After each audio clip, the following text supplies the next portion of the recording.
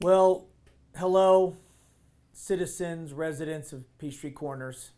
Yet again, you get the distinct pleasure, or in some cases, not the distinct pleasure, of having me talk to you a little bit about how things are going as it relates to the city's addressing of the spread of the COVID-19 coronavirus and the activities that we have seen within the city over the past couple of days. It's been 2 days since we have had this Facebook Live event, and over the last couple of days, there have been a number of businesses and people who have raised questions in the city about, hey, can this activity happen? Or, hey, this business shouldn't be or should be open. And so I wanted to go over some of the things that we're seeing that are specific to Peachtree Corners. And again, if you have any questions and you want to post them live, we'll see if we can't answer them while we do these the couple minutes of this feed. But prior to that, I did want to go over a couple things. One, it's important for us to all remember the intent of the executive order. The intent of the executive order is really to do two things. One is to prevent the unnecessary assembly of people, grouping of people. And so, to prevent unnecessary grouping of people. And then the second one is, if there are necessary groupings of people, more than one, is to maintain a proper social distance between those people. So if we remember the intent, which is to prevent the unnecessary assembly of people, and if there is an assembly of people, to maintain social distancing guidelines, that intent of the executive order will help guide the thousands of variations of activity and business within the city. And when I say that, I mean there are lots of different ways that even similar types of activity can happen. Some cases you may have offices that have too small of waiting rooms and they can't keep social distancing of people who are coming in. In other cases, it may be to where you can. Some cases you can do things by appointment only, and other businesses that you can't. And so there are a lot of different ways to do this, but we're getting hundreds of questions to the city about, hey, is this business essential or is it not? Or I support an essential business, but my business was not specifically named. Am I an essential business? And so we're not going to go over to every single case, but I just want you to encourage you to remember the intent, to practice the intent. And if you do have any questions, please feel free to submit them to the city. There are a number of ways that you can do that. We have an info@peachtreecornersga.gov website. All of my senior staff's email addresses are on our website. You can email any of us directly. And of course, you're always well represented by your elected officials, who you can email or call and pose these questions, and then they turn around and they submit it to us. And we very frequently have a meeting that, of course, a meeting that meets the social guidelines that we're practicing, but a meeting of the minds within the city, including legal counsel, to discuss whether or not certain things do fall within essential business or essential activity. So I wanted to lead with that, and just be patient. There are some unique requests out there that sometimes it could go either way, but we are making all of our decisions under the umbrella of the intent, which is to keep that unnecessary assembly of people.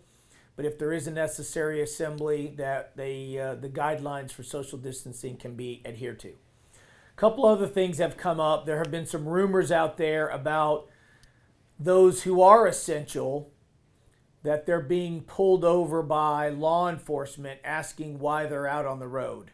Now, of course, I can't speak to what happens outside of the corporate limits of Peachtree Corners, and I can't even confirm that that has in fact happened, but I can tell you this, that within the city limits of Peachtree Corners, the police officers that represent this precinct and patrol Peachtree Corners are not going around pulling over people, specifically asking, are you an essential employee of an essential business, or are you involved in an essential activity?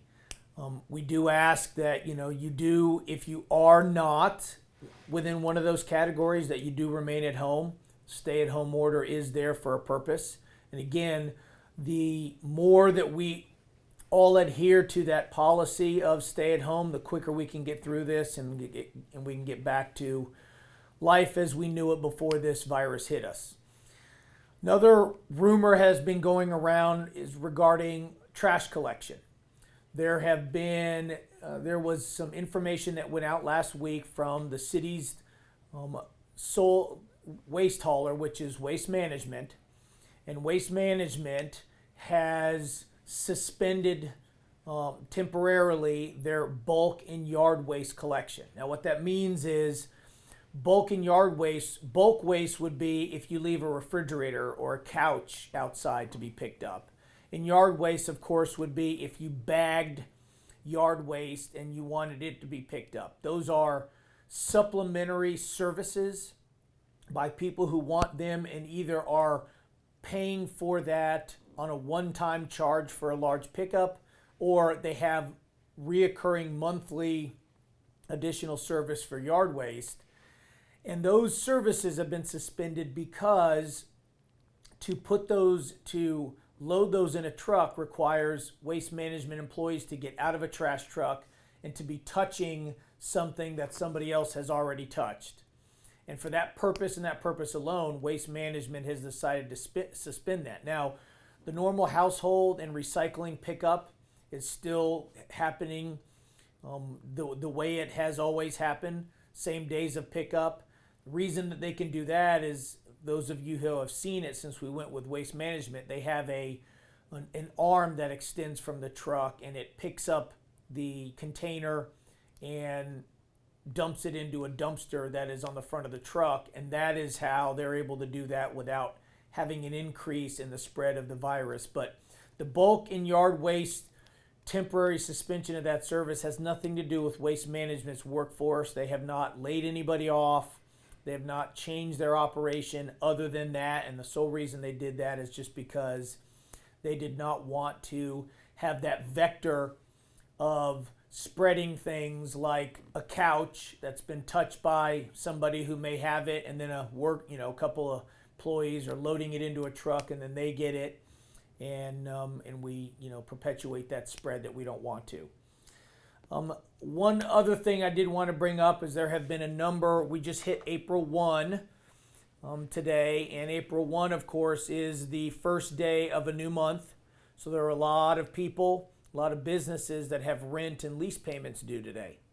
And there have been some questions as to whether the city has the authority and is willing to involve itself in preventing evictions or getting involved in, whether those payments happen, and if so, when they happen. Well, first and foremost, the city has no intention of getting involved in an interaction between two private parties. And second of all, if there is somebody that breaks a contract, violates the terms of an agreement or a lease, and there are legal actions that are potentially out there, that those type of things have been reserved to be done in the judicial system. The Georgia Supreme Court declared their own state of emergency, and the Gwinnett County Court system, the Superior Court, Magistrate Court, they all did the same thing too, and they have reserved the right to continue to hear those types of cases, like, say, an eviction case. And so the city's current executive order does not give us the authority to get involved or to suspend somebody's ability to evict. But if somebody did want to go that route, the legal system is technically still open for those cases to be heard, which means that there still is a process in which that could happen.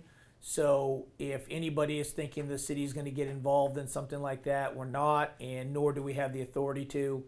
So you need to work that out with your landlord or your property management company, or if you are a landlord, with your tenant. We are hoping that, again, led by the city, who last week announced that we are going to defer the due date for business license fees to be paid to the city for 60 days, that there be a number of industry within the city that join us. The letters stating such and asking for these industries to join the city were sent to property management companies and banks last week, and we asked them if they would join the city in deferring rent or loan payments.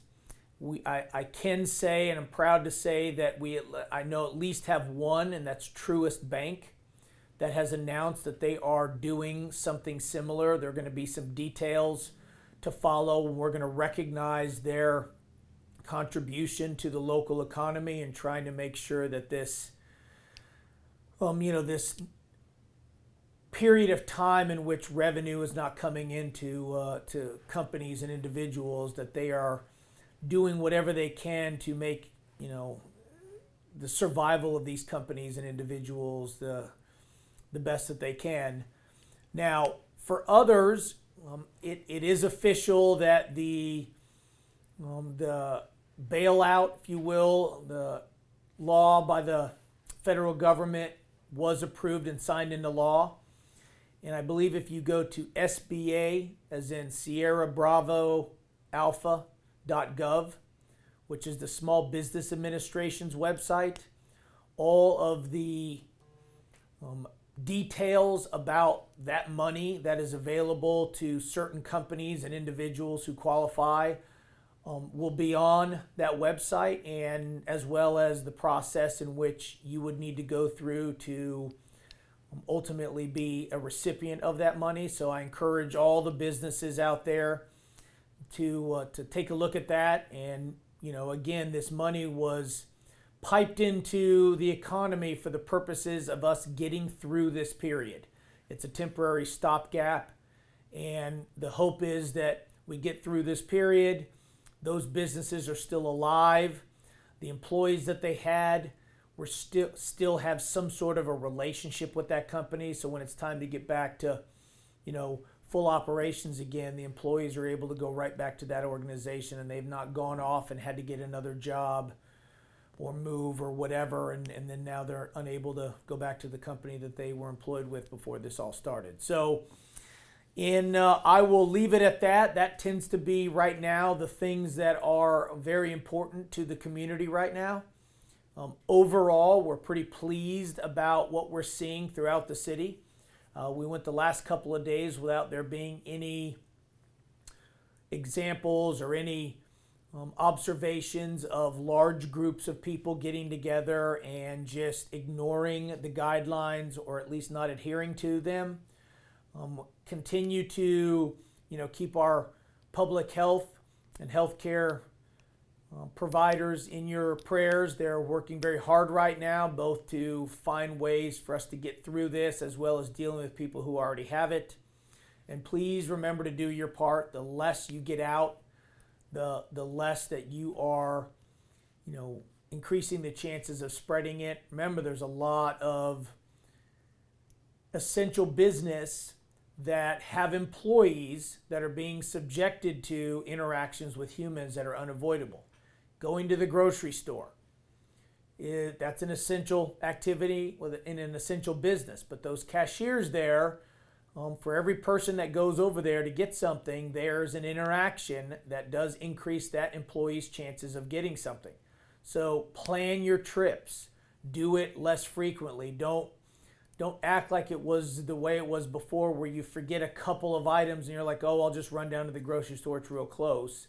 That's just unnecessary extra interactions between people. So do your part. Again, we'll get through this. Take advantage of the time that we have to spend time with family, do yard maintenance, home repair, honey-do list, catch up on reading, whatever it is. Some of those times that we often, bemoan that we don't have the time to do certain things. Well, fortunately, a lot of people have extra time that they've never had. So again, thanks for being the great citizens of Peachtree Corners that make Peachtree Corners that city that we all love to live, work, learn, and play in. On behalf of Mayor and Council, thanks for all that you're doing, and we'll be in touch soon. God bless.